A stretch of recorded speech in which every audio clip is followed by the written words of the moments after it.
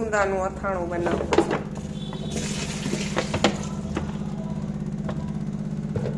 છાશમાં પલાળી દીધા હતા મેં.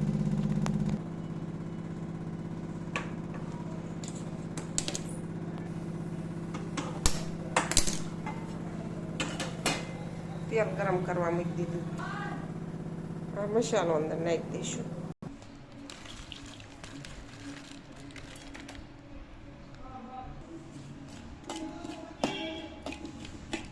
હવે આ ઠરી ગયું છે એટલે ગુંદા નાખી દેવાના. આ મેં છાશમાં પલાળીને રાખ્યા છે. હળદર ને મીઠું.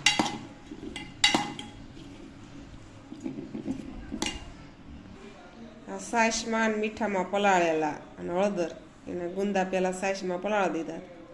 4-5 દી રાખ્યા ને પછી આ અથાણું બનાવ્યું.